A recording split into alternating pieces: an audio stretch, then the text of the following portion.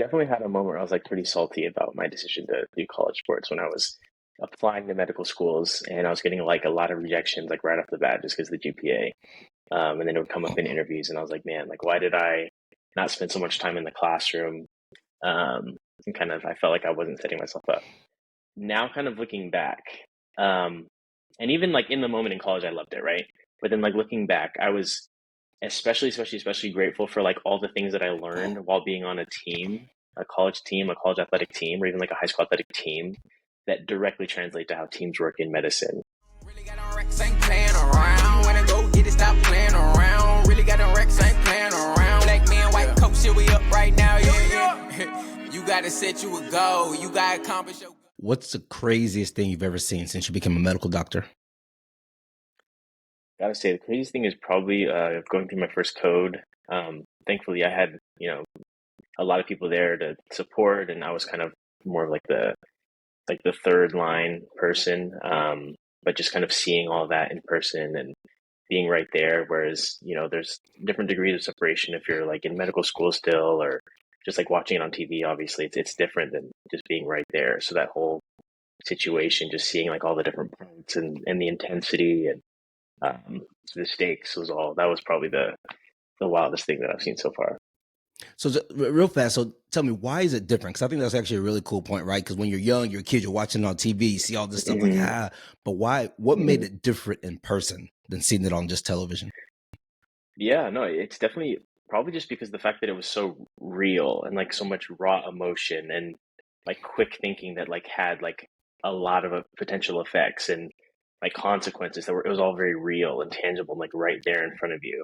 And so it was just kind of like the energy of the room, you could just feel it kind of going up and up and up and up, and everyone having to like sync up and be on the same page was just like very, like just engulfed you, kind of like being like in a fire. It was a lot. So I love it. As an ICU doctor, I love that. So I don't like the fact that people are dying in codes, but I love that environment. Hey, but what is up, fam? It's Dr. Dale, and this is the Black Men and White Coats podcast. Hey, super excited about today's guest, a gentleman that had the opportunity to meet at our Bay Area Black Men and White Coats Summit in Oakland a few months back. And it's got a pretty cool story, some pretty cool, interesting stuff that I think is going to really resonate with a lot of our young, Black boys and girls, right? So we'll get into that. But really quick, before we do, as always, I've got to make just a couple of announcements. The first announcement is still at this point in time, when I'm recording this, the movie is still out there for free, the documentary. So the Black Men and White Coats documentary, if you have not seen it, go watch it before we take it down shortly, okay?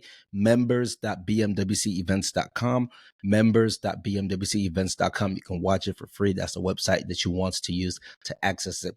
Second of all, you guys know we're working on getting our Black Men and White Coats app back up. So we've had, obviously we had diversemedicine.com, which was our big online community in the past.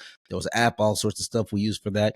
And we took that down, just doing some rebrand and re-stuff around that. So the Black Men and White Coats app, we're kind of in a beta mode testing. So it is in the Apple Store. So if you want to hop on there, test it out for us, shoot me a message. If you want to say what's up to Dr. Dale, shoot me a message from the app, Black Men and White Coats in the Apple Store right now. We'll work on getting it out into the Android store here pretty soon. All right, now let's dive into today's show. Right, I want to introduce you to my guy, Dr. Earl Chism.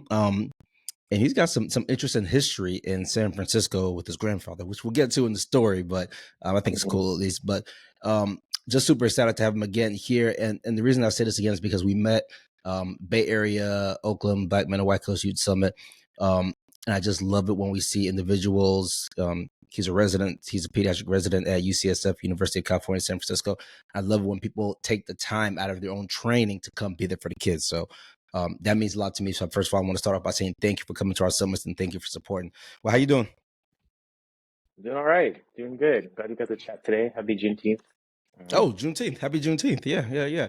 I missed it. I was out of town this past weekend, but my brother went to this deal, a Juneteenth celebration down in the DFW area with Opal Lee, the kind of the mother or grandmother, whatever. I think it's a mother of Juneteenth. I don't know if it's mother or grandmother, but whatever, the one who the force behind Juneteenth. So that was pretty cool. Awesome. Pretty cool post there. Let me ask you this question to kick it off. What was your welcome to medicine long white coat moment? So when you had the long, you're not a med student anymore, you got your long white coat. What was your welcome to medicine moment? Yeah, I think a lot of things kind of feel really different about, having like the MD after my name rather than being in med school. But I think just kind of, so my first rotation was on the pediatric wards, and there, a lot of residents get to like, I mean, it's funny to say this now, but we make a lot of decisions like on the round. Like we actually get to like say what we want to do and then click the button and the order happens and then it happens for a little bit until like it gets corrected by somebody if it ends up being incorrect. So like that kind of first rotation where my actions actually like I got to see what would happen next. Like I would want to do something and then they're like, okay, like go ahead, try it. And then, you know, obviously not causing harm to a patient, but like seeing that I actually had the ability and, you know, like the power to affect something that's like right in front of me and kind of see what happens there, and kind of like having to shift my mindset where I feel like in medical school there's kind of a buffer. I mean, for a lot of us, there's a buffer between like the actual decision being made. There's, you know, three doctors, like the intern that you're working with or whatever, the senior or the attending.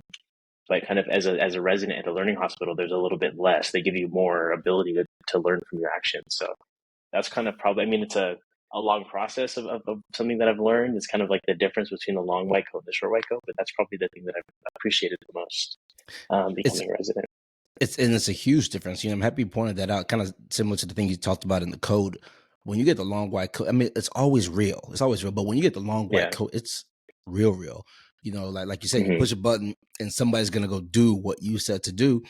And the thing about medicine, I mean, the field that we're in, we're caring for human life, right? We're caring for human life. So that responsibility, just knowing, hey, I'm going to push this button and the decision I make is going to impact this patient's life, like for real. That's crazy. That's crazy, man. It's a wonderful responsibility, I'd say. Definitely a privilege for sure. Let's jump way back. A couple things I want to talk to you about, and I'm going to save one here for the minute we'll get to here in a second. Let's jump way back to your childhood. Tell me about the moment you realized that you wanted to be a medical doctor. Excellent question. I didn't actually think I did until, so I was kind of one of those kids who like was always interested in science and like, you know, like dinosaurs or like, you know, like science fair type stuff. So like I was always like science adjacent. But I actually was like, I read a lot. I thought I was going to be like an English professor. And that's kind of, I entered college as like an English major for a week. A big part of, so a big part of what brought me to medicine though. So my mom's a doctor. She's a neurologist. And her dad, my grandfather, always kind of had this sense that I was going to be a doctor as well. So I'm the oldest of three kids. And so he like had his sights set on me being a doctor. And so kind of in the background, you know, like throughout my life and my upbringing, me trying to be, you know, rebellious teenager, trying to do stuff that my parents want me to like, you know, go into whatever, like English major, whatever. But then he's like, oh no, he'll come back. He'll be around. He's so good at science. He's so good at like helping people, so good at talking to people, blah, blah, blah. He'll be in medicine. I know it, blah, blah, blah. Anytime we'd go out to dinner, he'd tell like whatever the wait staff, oh yeah, my grandson, he's going to be a doctor. He's going to be a doctor someday, blah, blah, blah. So it's like, okay, it was always like there. And then when I got to college, I kind of appreciated it more. So I like, you know, I was a college athlete. I played football. And I was kind of like hanging out in the training room and sure. Why did you appreciate it more? I don't want to skim over that. Why did you appreciate it more? Yeah, I think I started to realize that there's a couple different qualities I feel like this is, you know, I'm writing this story for myself. I feel like my grandpa was seeing some qualities in me that he sees and admires in the doctors that he would like interact with.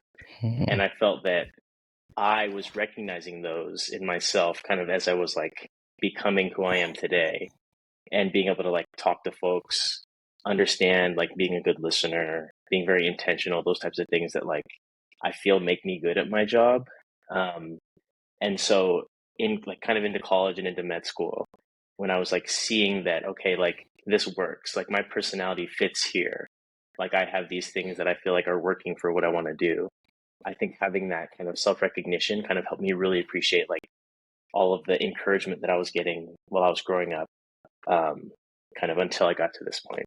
So did you feel pushed to go into the field of medicine by your mom or your granddad? No, I mean, maybe grandpa, but my mom was kind of like, it was more like a gentle steer, just kind of like they were willing to support me in whatever I was going to do. I'm not going to take that for granted. But I feel like they just felt, because my mom kind of had already paved the path and I think that her her parents were able to see that, like, yeah, I think Earl would actually be good along that path as well. And so they were like excited for that opportunity, but they absolutely would have supported whatever I wanted to do. Let me ask you this, maybe a controversial, challenging question here. So I guess you could call yourself like a legacy, a Sure. legacy child going to the field of medicine. Hmm. What are your thoughts around that in general? And I say that because there's such, whenever people apply into medical school, there's such a big deal, and there's so much pride in being the first generation to go to Absolutely. medicine, first generation college. What are your thoughts about legacy doctors around there? Absolutely. No, thank you. That's a really important question. And I think that the way I recognize it is realized, and this is just my perspective, I realize how much easier it feels when you have someone who's paved the path for you. Like if you're like trying to create a road for the first time, like if I'm going on a run somewhere, but I had to like find the path, that'd be much more difficult than if there was already like a pre-cut path for me, right? So I've been able to recognize like my mom's been through all these steps, and even though she's not experiencing them at the same time as me, there's someone who's like been in similar positions. Like she may not have done like the ERAS applications online, but like Mhm. she's applied to residency programs, and so I know that that's something I should be working towards. Like she's done her board testing, and so I've been able to recognize like how much more difficult it is for people who have not otherwise a connection to someone in the medical field to be able to kind of like tell them like, hey, this is what's going to happen, or Mhm. like this is what they're actually asking you, this is what they're looking for.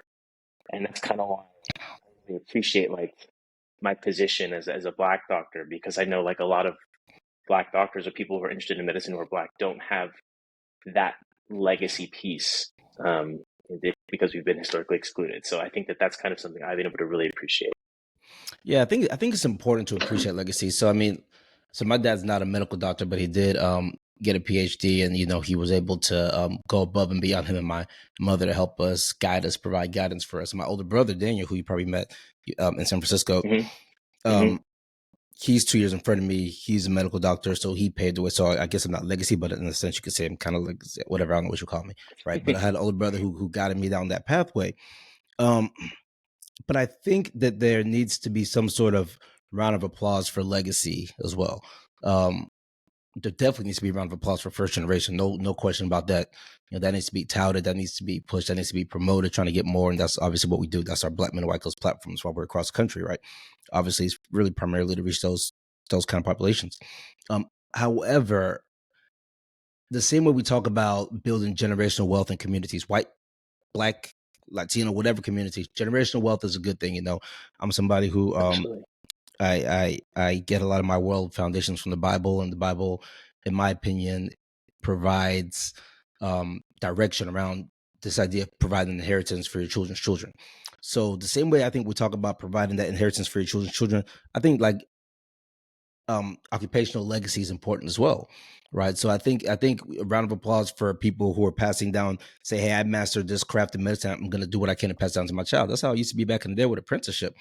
And Hmm. this would be something that is a little bit off topic, but I'm going to ask you this question too, because you play sports. We're going to get into it. You played football at Yale. That's kudos to you, first of all, right there. We'll get into that. But while Thanks. we're on this topic, let me ask you this question around that. What are your thoughts on legacy athletes, specifically in the situation we're in right now? LeBron James' son, is going to the NBA draft. His dad obviously is LeBron James, arguably to some people the greatest player ever to touch a ball. And people are saying that Bronny's leveraging his dad's platform. And I don't, let me take that back. People are saying that Bronny's benefiting. I'm not gonna say he's leveraging anything, because that boy, I think he's working his butt off to get what he gets. But people are saying he's benefiting from his dad's platform. What are your thoughts around that, right? And liken it to kind of the position you're in with your mother being a doctor and leveraging her platform in a sense. Of course, it's different, but you know what I mean. Mhm. No, absolutely.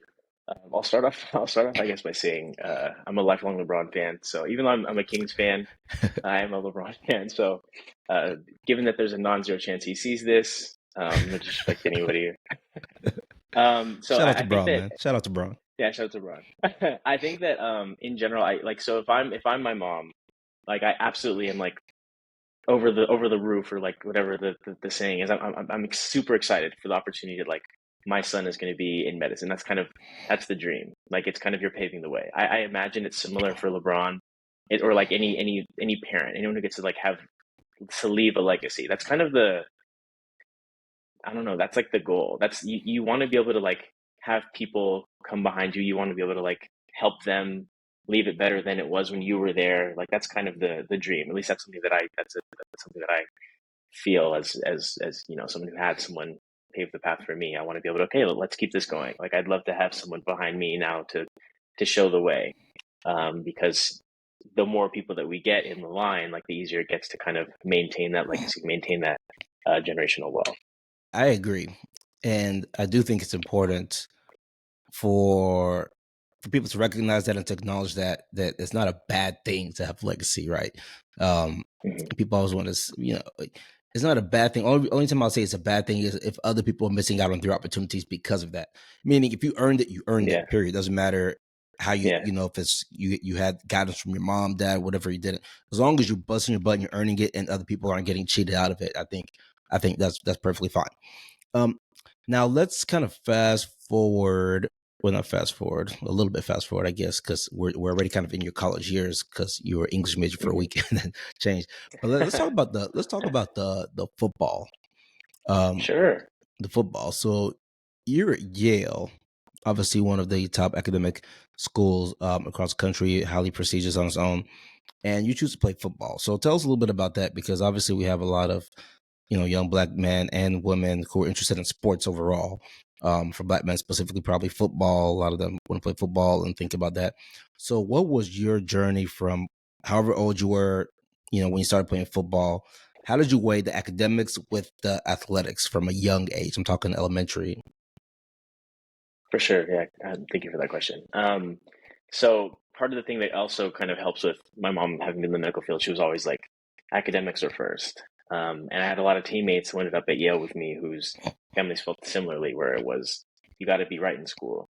That being said, I think the college recruiting thing for football, and I imagine it's similar for other sports, it's kind of changing now, but that was a whole whirlwind of things that was going on all at once. And for me, it definitely helped that I was also like good in school. So like I think I can't underscore that enough. Like it's just a really important piece of this whole like how did athletics and kind of academics fit together? I mean, they have to fit together. If they don't fit together, then it's not going to come together the way that you hope. Um, Balancing them both was definitely an exercise. It was different in high school than in college. High school was a lot less time commitment. In college, you're doing something like, you know, 6, 7 days a week. And that's at the Ivy Leagues. I can't imagine what it's like at like a Power Five school, right? Like, so Hmm. I think that you just have to, at least for me, I had to make like a decision. Like, I have to have a sense of like where I want to be and like what it would take to be there, and then I have to maintain that level of academic success to be able to like have that happen. Or like some people like they want to maintain their athletic success and like to go to the NFL, like some of my other teammates. So you just have to like, at least for me, what helped me was I have to set the goal and then like try to be like, okay, these are the steps to get there. And I have to be intentional about my academics. Like there's not enough time to kind of mess around and do something else if I'm trying to do athletics and also like succeed where I wanted to and on the path to medicine in the academic realm. So, at a younger age, let's, you know, say high school or junior high, high school, Hmm. did you want to go to NFL? Was that kind of your main thing back then, or was it always I don't know. English? Yeah. I think back then, I mean, at least for sports, I was like, I just want to get on TV. That'd be cool. So that, like, even in college or like, I actually had a game on ESPN in high school. But like, I was like, I just want to be on TV. You know, that'd be cool. Blah blah blah. But then when I kind of realized, like, I started to like recognize that I was getting recruited and I had a shot to like play at the next level. I was like, okay, this is amazing. And I think for me, it was nice to have two things that aligned because I got to share like in like an intentional commitment to both things. Like I was very intentional with my workouts, very intentional with my recovery, very intentional with like my camps that I would go to and like the activities I participated in for football. And that intention, like that intentionality translated into, or like, you know, for academics also like had an effect on like how well I was studying or like going to classes and what classes I would take. And so for me, it was very like in line. I was able to kind of use that aspect of my personality to kind of help with both things, which is kind of what I think you have to do. Like you have to help set up yourself for success and lean on what you're good at. And for me, I was like, okay, I can be intentional about things. And so these are the two things I want to do. Let me do my best, put myself in the best position to have success in both of these areas. So, what kind of grades did you make throughout college? So college, yeah, I mean, so in high, I'll go back for a second. In high school, I was like, whatever, mostly A's. In college, it was actually like B pluses. So I had like a 3.23 GPA, I feel like, when I graduated. And I think I'm not like blaming athletics, but like I think a big part of that was like it was just hard to like do like Ivy League level academics and like a Division 1 athletic schedule in the same kind of vein. And you know, I'm taking pre-med classes as well, so it's kind of like there's less, at least from like with the because there aren't a lot of people doing pre-med per se. So like some of the classes have to be at certain times. And so some days I'd have to like right after practice like get over to the classroom, and then I'd have to go home, and then you know, I wouldn't have time to kind of reset. So it's kind of like harder to maintain both, but obviously ended up working out. I got where I wanted to get to, but it was definitely harder to balance both in college. Might be a silly question, or not even a fair question, because like you said, you got where you wanted to go to. But is it something? Would you do it again? Meaning, was it worth it? No, thank you for that question. I, And I think, let me throw this yeah, caveat. Let me throw this in there first. yeah, Actually, wasn't worth it because when I was in high school, my parents told me, they said, if you're not going to the NBA, don't play hmm college sports. Right? Because I was a hmm basketball guy. It's like, if you're not going to NBA, hmm don't play college basketball. Um, so I throw it out there with that kind of perspective. Um, you know, I'm 5'10", right? On my best day, hmm 5'10", I was playing basketball. So it's not like my parents were just being haters, whatever. They were, you know, they read the writing right. on the wall and stuff. And my skill set wasn't obviously up to par to go to the league or anything like that. Um, so with that viewpoint, I'd like to hear your response.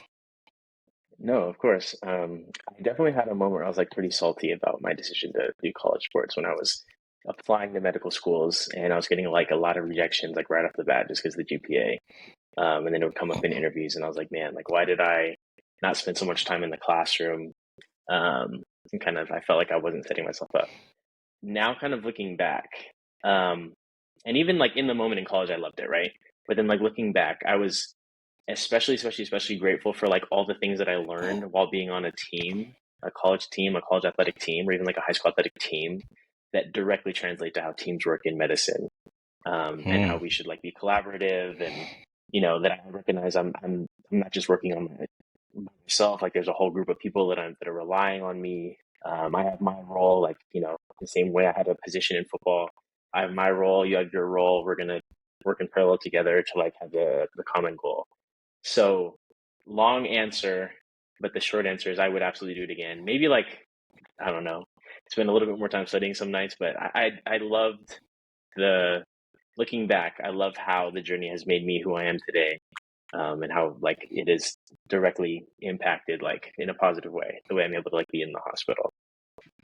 I love it. I love it. Yeah, that's something that you hear, and so for listeners to those people who do sit on admissions committees, they do see value in that, right?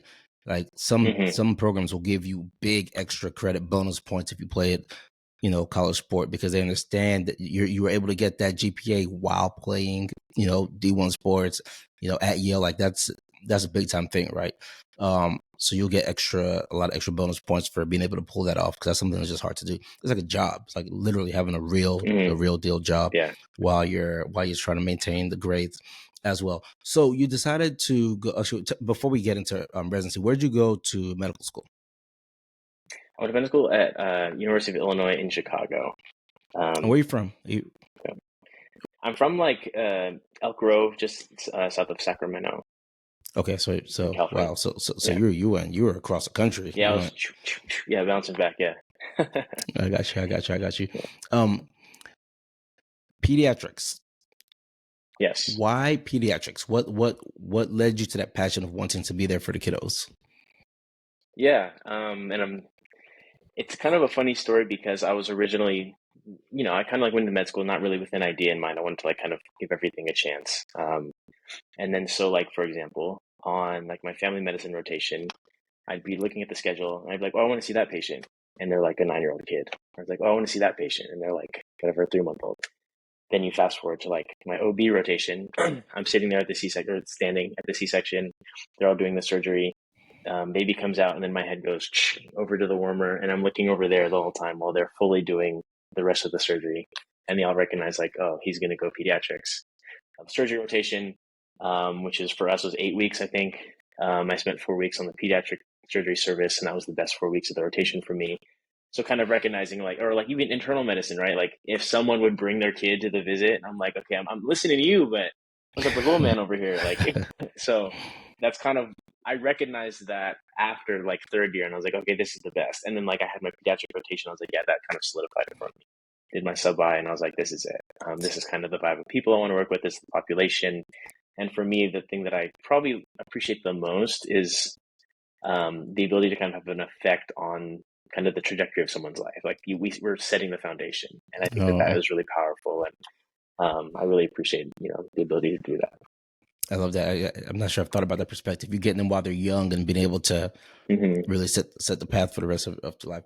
Let me ask you this: what has been the most difficult part of your journey so far to getting to where you are today? Yeah, I think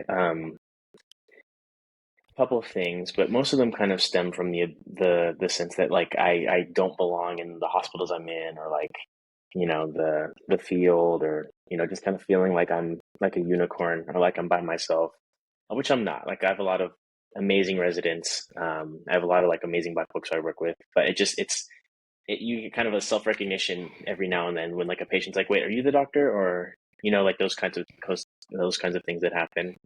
And it kind of like takes you out of it for a second. You're like, whoa, like, where am I at? You like snap back into like, oh, am I the doctor? I don't know. Oh, wait. Oh, yes, I am. Like, so like those moments have been not fun at best. But I think that's kind of a big piece of why, like, I care about what I'm hoping to do, which is like bring more folks into medicine who are otherwise underrepresented. Yeah, I know exactly what you mean. It's never fun to have those moments.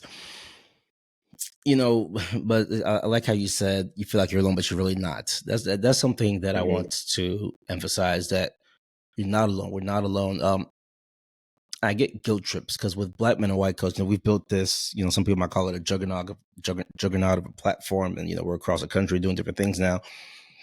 And I want to make sure I'm clear right here, right? Not a lot of people, but some people might take what we're doing as us trying to like cry for pity or something like that, and I'm always certain to emphasize. I always want to emphasize that Black men and white coats is about empowerment, right? It's about the idea of not saying like woe is me. It's about the idea of saying, hey, we can do this. We're here. As a matter of fact, I think the very first Black men and white coats slogan we had was I think we wrote "We're here" or something like that, right? It's this empowerment thing, like, hey, like we can do this. We're not second class citizens to anybody. We're just like everybody else. We're not complaining. Like, yeah, there's certain things that aren't right. We know they're not right, right? Other people know they're not right too, but we're not complaining. We're here. We're taking what we got. We're working hard. We're busting our butts, and we're going to show you that we belong and more. So like how you said, like, sometimes it feels like you're alone, and but you have to remind yourself that you're not, and you got to snap back in it. You got to keep on going, because once we start getting in that woe is me thing, that's just all downhill from there. Like, we don't want to be in that situation. We need to plow ahead, push forward, and like you said, set up the legacies for the next generation. Like one of the things that I've learned, my oldest child's only 12, but in the 12 years of parenting, one of the things that I've learned is that it's super important to show your children the upside of things and not the negatives of things all the time. We got to tell them the realities of life, the challenges, the things that you're going to come up against. But at the end of the day, it's super important to say, hey, you know what?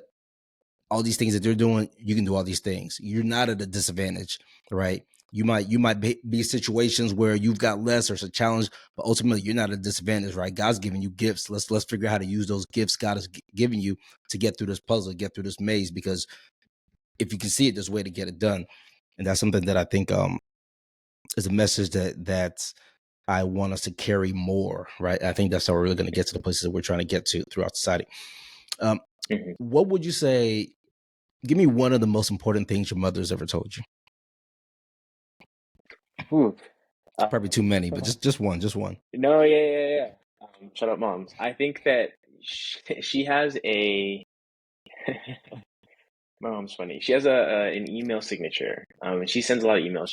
She's kind of been an admin for a while and like chief neurology for a while. So she sends a lot of emails a day. And the bottom of her email signature says, "You can make a difference," and it's kind of like her catchphrase. And I know that like a lot of people will see those emails each day, and that's kind of something she also says like in real life. But every time I'm like, I read that, I see that, I think about that, I think she's talking about me. And so I kind of think like, okay, like yes, I can. Like I belong here. You know, I can do this. I can make a change. I myself, as a one person, can have a lasting effect on others, and I think that that's something that sticks with me. I love that. Absolutely love that. Yeah, those email signatures, people don't realize, man, those email signatures can actually, they can People brighten your read day. them. Yeah. Yeah, you got to read them. Let's talk about your grandfather. Now, is it your mom's father, the first? Actually, I'll let you say he was the first. What? I'll let you tell it and why you get so much pride out of this. No, for sure. So one of the great things about being in San Francisco for me is the city where my grandfather, my mom's dad, was the first Black firefighter in San Francisco, and I think that that's just carries a legacy. You know, talking about creating a legacy, right? He was the first Black firefighter, the first firefighter who looked different from his peers, and then now we have a whole like a lot of different types of people who get to be firefighters, and it kind of all started with him. And so I think that's something that I love about being in the city. Just like I see firefighters like in the street, and I'm like, man, you don't even know, you know. So it's something I really love about that. Is this the same grandfather who has been telling you you're going to be a doctor? Yes, yeah. So like he definitely recognized like his position. Like this is what I was able to do. You're going to be able to do the same thing. You're going to be able to like create a legacy. I want that for you as well. Exactly. Yeah, exactly what I was just thinking of, like him being in that position of what he did. It's like you've got no excuse. He's like he knows what you're as his grandson, he sees what you're capable of and what you could do there. If you had a message to tell your 15-year-old self, what would that be?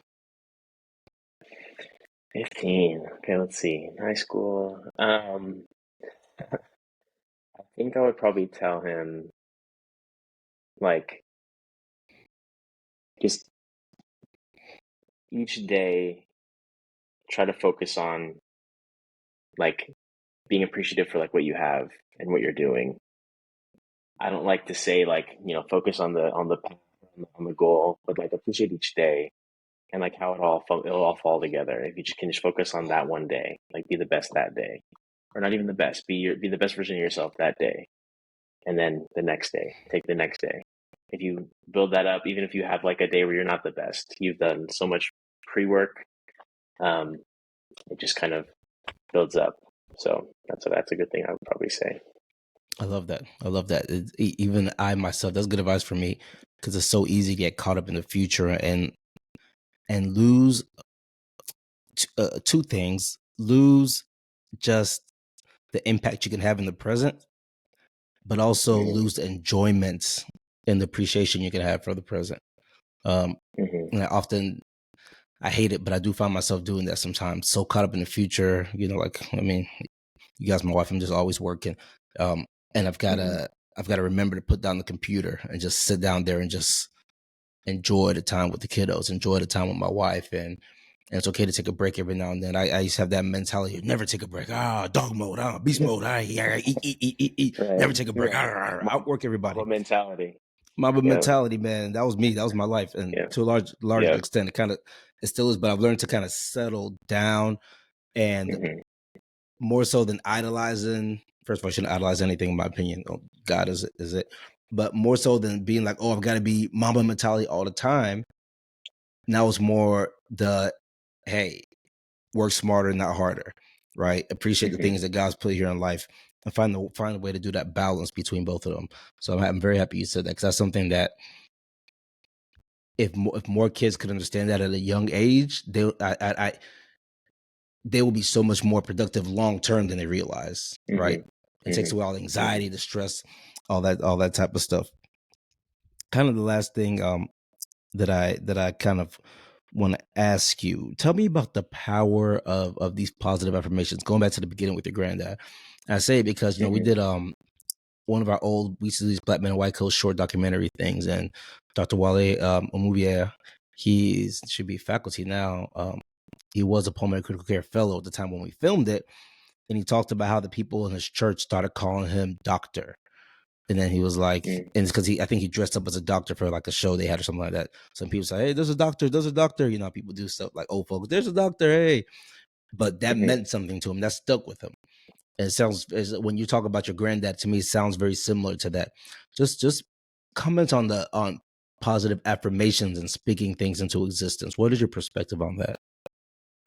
Yeah, absolutely.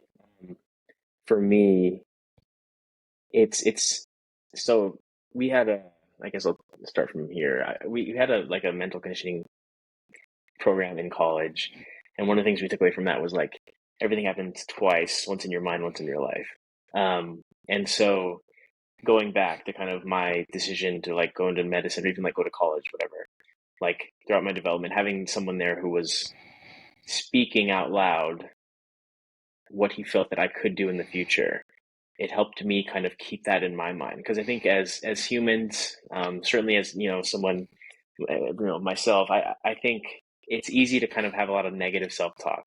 Like it's easy to be like, oh, that wasn't good enough, or I just misspoke, or I kind of did something wrong, and kind of reflect on that. And like for me, I get really like it's hard for me to make a mistake because I try to do everything really intentionally, and so it feels like a failure if I make a mistake. But I think having someone there who's like outside of myself, who's like speaking so much positivity into the world, putting that into the world, and it's also like creating this just like aura of positivity, and then that kind of builds into a path, and it kind of like is something that I can like hold on to and kind of like internalize.